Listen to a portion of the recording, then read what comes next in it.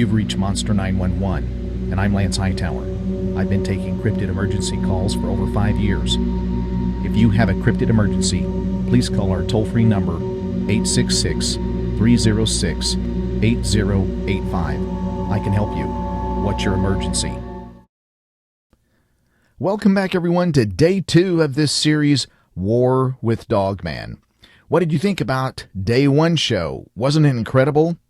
I'm Lance Hightower, your host and seeker of knowledge of everything cryptid and paranormal. This is Monster 911, the channel that allows eyewitnesses to cope with their creature paranormal experience in a judgment-free atmosphere.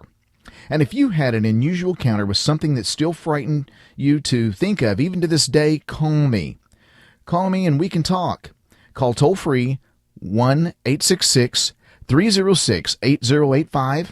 I've had folks call about seeing extraterrestrial type of invisible creatures to primitive beasts that stand upright, like Sasquatch, and these Dogmen type of creatures. Share with me and begin the healing process today. I always say sharing is good medicine, folks. It really is. Today's show is a continuation from Day 1. And parents, please use some parental discretion with these series. There will be some language and graphic content with some of these shows.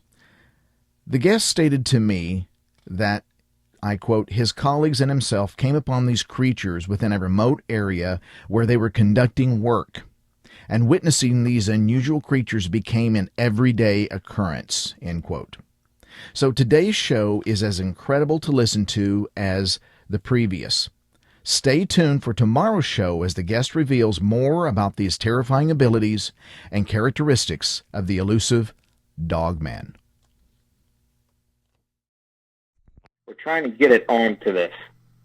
I mean, it's to that point that we're that, I don't want to say cocky, but it's true. They're here. If we can call them in that easy, I'll tell you how easy it is. I could take a stake right now, put it on a piece of rope, slide it down there and hang it. And I guarantee you by morning, the whole rope will be either gone, chewed off, or I'll just hear it. I'll hear it, or I'll hear a little noise and see the rope moving just a tiny little bit. And then I'll open the door. It's so quick. We've had times that we've done this, where we hang things, and we're all up there, and by the time we shut the door, we hear a rustle, we open up the thing, it's gone. It's gone. And the rope's just swinging, pulling right off. But me personally, these things have to weigh. It's like a small bug, a Volkswagen bug.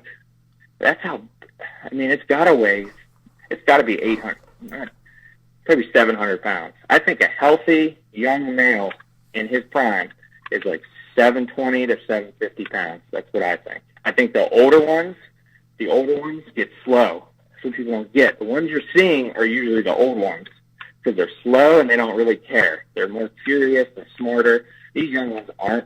They fly through. They fly through. They come through, you only hear them for a second, and then they're gone. They'll come through, get the food or whatever. They might stay and look around. They're curious, I've noticed. But the older ones seem more curious, and they're a lot less docile. But I've noticed if you stay like 20 feet away from it, I've noticed if you stay about 20 feet away from it and you just stare at it, like it's going to sound crazy, and you just stare at it, it will come closer. It will walk. It will take steps towards you. Slowly, very slowly. And I noticed once it gets about 15 feet now, I'm not trying to act like I just, called this Dogman in and shook his hand and he walked off. This was like with 13 dudes with machine guns pointing at this thing. When we're up in a truck and there's another SUV that was we were kind of shaped like a V. We didn't mean to be that way, but the way the mud is and everything, the one truck slipped, so we were shaped like a V. Okay. You got all these dudes with machine guns, lots of machine guns, lots of ammo. That thing there would have been nothing left. And this thing's doing this. We all know, we're like, control yourself. We've already got to the point now that there's always a psychological briefing before we go to war, before we go out. Mm-hmm. We have to psychologically brief ourselves now. This dude's writing wills. The shit that we've seen do to a horse, oh my God.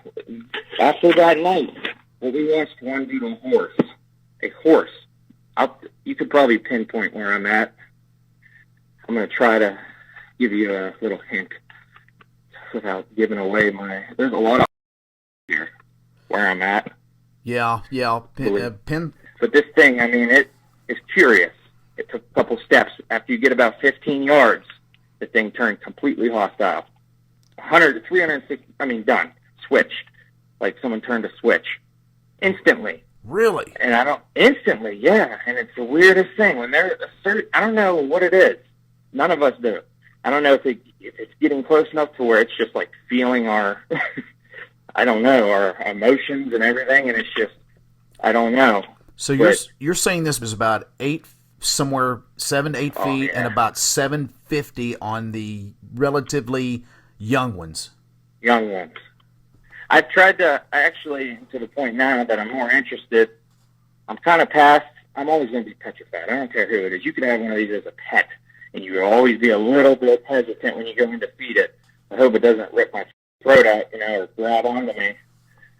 And yeah, that's about. So yeah. Can you go into what it did to the horse? Oh yeah. Well, we got a motion on the left side of the property. It's a huge, probably acres, maybe more, probably more. But on the left side of the property, I had these little gadgets. I could stick them wherever I want to, and they bounce off each other. Like infrared laser, they bounce off each other. Whoever crosses that, I don't give a who it is. They don't see it, but they'll cross it. It sends a alert to my phone, to the computers, everything, to my buddies, and then I can tell them, hey, the left side, something went through there, hit off the motion. They don't even have to hit off the light. They just have to go through that area. And there was a horse. It was Amish working in a barn down the road. And they had their horses tied up close to, right near the entrance of where I was standing there. I ended up leaving. I was standing there, but I was there. I witnessed this. I ended up leaving later because of this. And people don't understand just because people probably like if they listen to if you ever put this out there, they're gonna go, well, why did they have their horses? Well, they're not allowed to put horses in wherever they want. These are horses. They chew everything. Right. If you put them on a post, they're gonna chew the post down. That's what they do. They're horses. It's an animal. Well, you got to move that animal. You can't just put it on the road like it's a parked car. So you got to move it somewhere, a grassy area, whatever.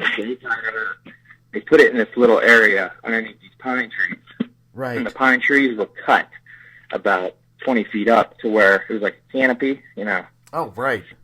Yeah, and it was a little rainy that night. That's another thing. Weather plays a huge role in these creatures, too, I've noticed. But anyways, the horses were there. We're there. We're standing there. We don't see anything. We don't hear anything. Nothing. We're checking. We're scanning. The whole 9 yards. A huge spotlight we had. We had one of those spotlights. It's actually rolled around on an ATV. It's on the back rack of this big Grizzly 700 ATV, and it's the spotlights they use at airports, basically, almost like a lighthouse. Okay. It's huge, okay. Yeah, and you can move it. This thing you can see for miles, but it will light up an entire football field. You're going to see whatever's there. It lit it up, and right when we lit it up, it was like a movie. Boom! You see this? It's kind of funny the way it was doing it, almost like creeping, like on its tippy toes. And it's so fast, like it was going really slow at first, like tiptoeing behind these horses, coming up behind this one brown horse. And it stops. And it turned its head and looked at us.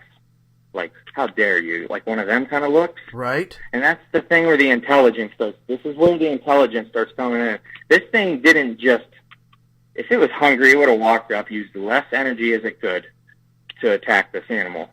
If it was trying to, scare us, which it did a great job, it would just do the things that it did. This thing just, it was like a switch again. It looked at us, looked at the horse. The horse starts flipping both of them. They realize what's happening. This thing jumps on top of it, like it's riding it. Jumps on top of it, and the whole horse, buckled on the ground. It wasn't going to hold its weight. and it just started. It sliced it on the left side where its gut is. Oh. And the fucked up part is that this horse was pregnant, apparently. Oh, and no.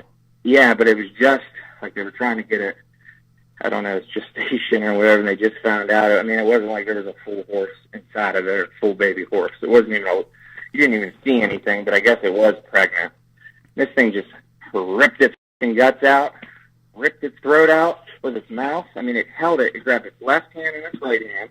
It grabbed right where you would pet it, between the nostrils where it's real soft. Yes. Grabbed there, and it grabbed the other one, like kind of behind, it'd be like the bottom of the neck would be a good example of where it grabbed it. So its arms are apart. It's got a left arm here, and these things have claws. I mean, it's ridiculous. And the way the claws are on some of them, you almost wonder if they're like retractable. I know they're not, but some of the, I don't know. So, I mean, anything's possible with these things. Some of the things that it does, you just have to wonder, well, what else could they do? What else could this thing have on it? But it just tore this thing to shreds. It reached down, bit into this thing, and I mean, it was like 3 bites, and the whole horse's head was gone. Gone. What? Not eaten, but just laying on the ground, decapitated. So now there's this big horse, and he's like still on top of it, and this thing just starts eating. It just starts eating. Ended up dragging the horse into the, I mean, it was creepy when it drug it away. It was almost like it was switching back and forth from a human to an animal. That's what it was like. I think if someone was to see that the first time, obviously they'd be scarred and probably never come out of their bedroom. But if they were to see that the first time, they would think, that's a werewolf, the way it's acting, because it's too human.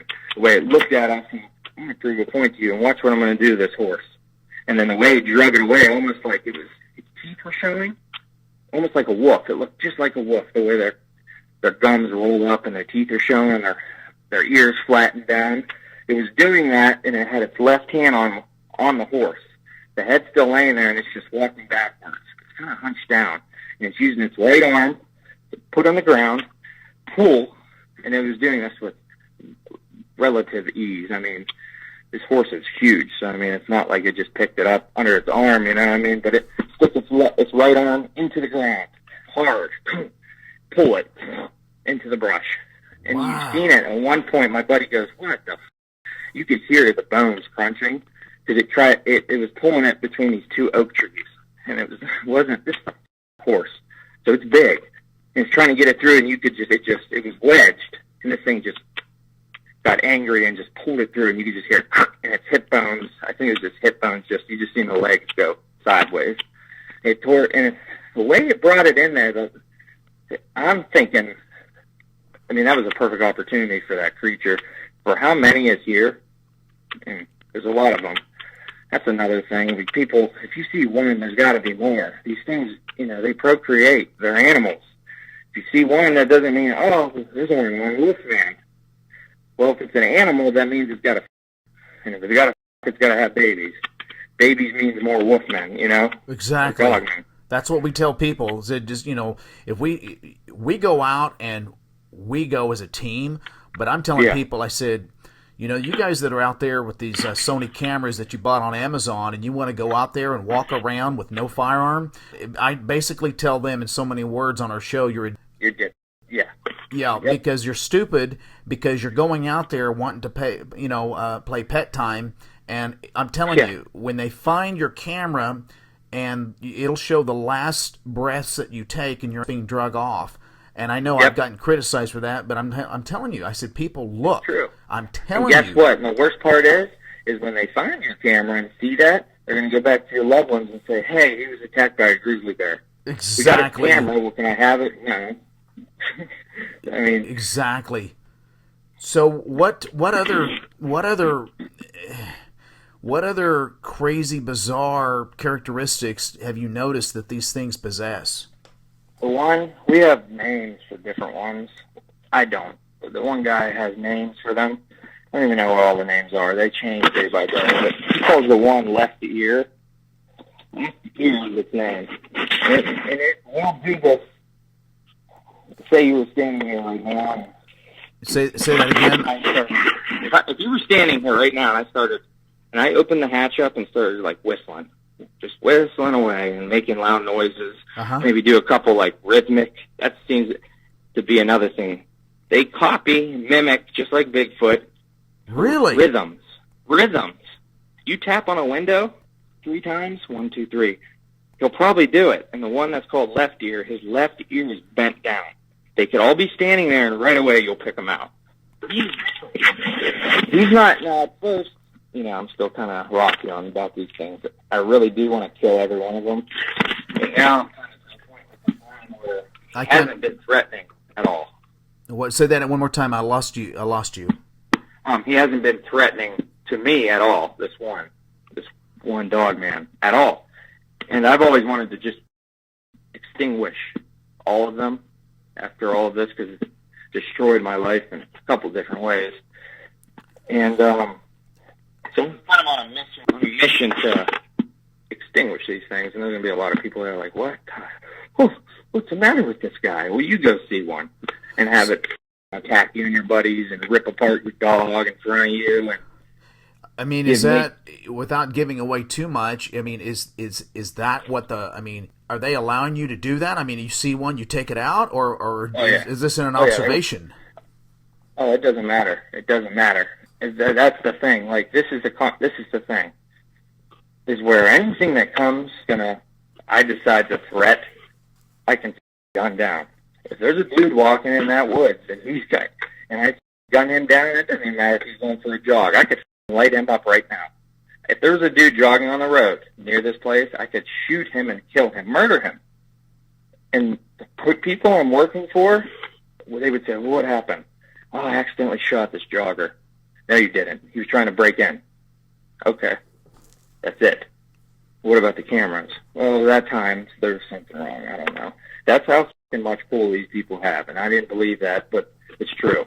I do believe that now. I do. Yeah. But I don't think anything should be extinguished. If these things were as bad as they look, obviously they are, but as bad as they look, just by looking at the thing, you don't know anything about it, and you're to look at it, oh my God, this thing's going to kill me and my family and everyone else around it. But it doesn't do anything and walks away. Well, what do? You're going to light it up because it's scary? I'm scary. I'd be scared of myself coming out of the woods. It doesn't mean I'm going to kill him. You know what I mean? Right. Well, exactly. And I tell people don't try to create a war with it if you don't have to, because getting back to what you said, where there's one, there's probably more. There's like I said, it's 13 feet up from the house itself to the first window. 13 feet. That's the first floor, technically. And then it goes up to the second story, which is, I don't even know, a little bit more. That's their bedroom, stuff like that. Where he sleeps, which is, this is the type of people these people are. I'll explain this to all those people out there that think that there's zero corruption or everybody's good and, all this other garbage. This guy's kids and his wife. Now, if I was him, I would have my wife and kids in the center of the house. In the center of the house. Now, this guy, before he even builds his house, he's going to come to me and a couple other people like myself and say, what should I do? If you were me, what would you do to make you have infinite money, basically, and you can make this place as safe as you want. You can design it. Well, of course, I'm going to make the core of the house. There's going to be safe rooms, and trap doors, and you walk right past the door, you don't even realize a bookshelf. It's a safe, Right. He put his kids' rooms, his wife's room, and then there's a room in between, along the front. Okay, the guy in between is a guy like myself. He's in that room in between them in case something happens, right? He just sits in the room and eats Cheetos and watches TV. That's all basically he does. This guy is part of them. I think it's like their personal bodyguard. I don't know what he is. He's with them. He's not trained to be out here doing this stuff, but he's trained to protect them, Right. Not against these though, but and he why wouldn't you put your kids and your wife? You're paranoid enough to where you won't sleep in the same room with them because you're scared that somebody will come in if they do get you. So they take all of us out, that they're going to kill your kids and stuff instead of giving them a chance. Technically, instead of you being in that room sleeping with everybody or near them. You want to go in the back to give your kids a chance when me and everybody else told you they're going to hit the front of the house before they hit anywhere if they're coming in to kill you. They're going to hit the front. They're going to come through the front because that's the only logical way. They would no way in hell come through the back. There's way too much out there. Way too much booby traps. Way too much lighting. They're going to come right through the front, smash out those 2 front windows with machine guns or whatever, Claymore, C4, whatever. And they'll get in. Boom. They're in your kid's room. I mean, they're right there. Wow. I couldn't do that. We told him that, and the look on his face was like, are you trying to make me look like I'm a piece of shit in front of my family? That's the kind of look he gave me. And his family gave him the look, and everybody else gave him the look like, you're a piece of shit. And we know now why you want to sleep in the back. You're having professional assassins basically tell you. I mean, they're not assassins or anything. I don't want to. People take shit literally, but No, I know what you're talking about. I've been trained from birth, literally. Before I was even trained, before I even went into this, I wasn't a normal kid. Like, that's what people don't get. I was already being trained and prepped for this. That's f***ed up. I would never do that with my kids, but I was already being prepped for this from a young age. My dad was with me a night, gun. I had my first gun. My first pistol, I think it was 11. 11 years old, you gave me a pistol. It was a 44 Super Red Hawk. That was my first gun, which is, why would you do that? Wow, that's a beast of a gun. Yeah, I mean, I couldn't even shoot the thing. It'd blow out of my hands, hit me in the head. I couldn't shoot it. But he would, drop me off somewhere. Okay, you and your brother survived. And then it got more intense to, now I'm 17. Okay, here. There's a jacket, ferret oil, some other shit. Go. I'll pick you up in, I don't know, a week. Go. And I mean, it looks like that on us and stuff, but there's been points there. I think we got caught in the rain. I was 13. Almost died. I mean, 13. Doesn't matter how much you learn, I couldn't imagine now. Looking back at that, it just, makes my stomach twist to think that one of these creatures the whole time could have been there, because we're not very far from that area. Wow. These things range. Huge range.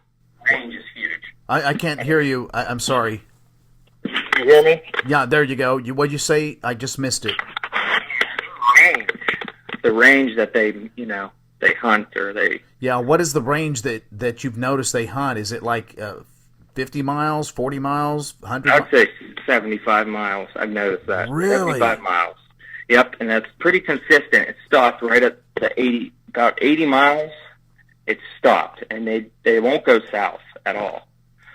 They will not go south. They've never gone south. I don't know why. Maybe south would be. Maybe it's more popular. I don't know. They are.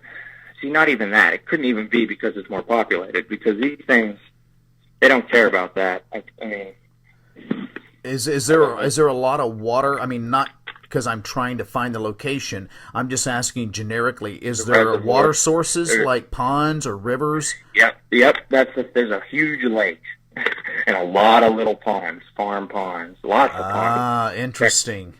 Yeah, and in fact, I catfished those ponds at night when I was younger. And when we were there one time at this one location, imagine a cornfield, a dry, dusty, I mean, just looking at it makes you thirsty.